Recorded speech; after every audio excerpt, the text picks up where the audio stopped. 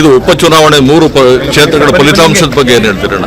ವಿಶೇಷವಾಗಿ ಚನ್ನಪಟ್ಟಣ ಚನ್ನಪಟ್ಟಣ ಗೆಲ್ತೀವಿ, ಸಂಡೂರು ಗೆಲ್ತೀವಿ, ಸಿಗ್ಗಾವಿನೂ ಸಹ ಗೆಲ್ಲುವಂಥ ಅವಕಾಶ ಇದೆ ಅಂತಾರೆ. ಅದು 50-50 ಇದೆ ಅಂತಾರೆ. ಬಟ್ ಆದರೆ ಹಲವಾರು ರಿಪೋರ್ಟ್ ಪ್ರಕಾರ ಚಾನ್ಸಸ್ ಜಾಸ್ತಿ ಇದೆ ಅಂತ ಹೇಳ್ತಾರೆ.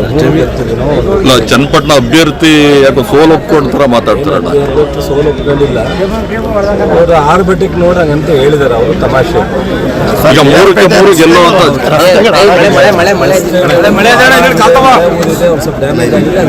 ಶ್ರೀರಂಗಪಟ್ಟಣದಿಂದ KR ಪೇಟೆ ತನಕ ಅದನ್ನ ಇದು ಉಪಚುನಾವಣೆ 3 ಕ್ಷೇತ್ರಗಳ ಫಲಿತಾಂಶದ ಬಗ್ಗೆ ಏನು ಹೇಳ್ತೀರಣ್ಣ?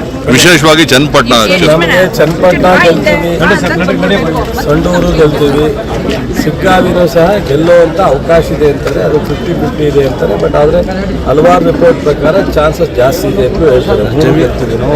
ಚನ್ನಪಟ್ಟಣ ಅಭ್ಯರ್ಥಿ ಯಾಕೋ ಸೋಲು ಒಪ್ಕೊಂಡ ಥರ ಮಾತಾಡ್ತಾರಣ್ಣ. ಸೋಲು ಒಪ್ಕೊಂಡಿಲ್ಲ, ಅವರು ಆರ್ಬಿಟಿಕ್ ನೋಡಂಗಂತ ಹೇಳಿದ್ದಾರೆ ಅವರು ತಮಾಷೆ. ಈಗ 3ಕ್ಕೆ 3 ಗೆಲ್ಲುವಂತ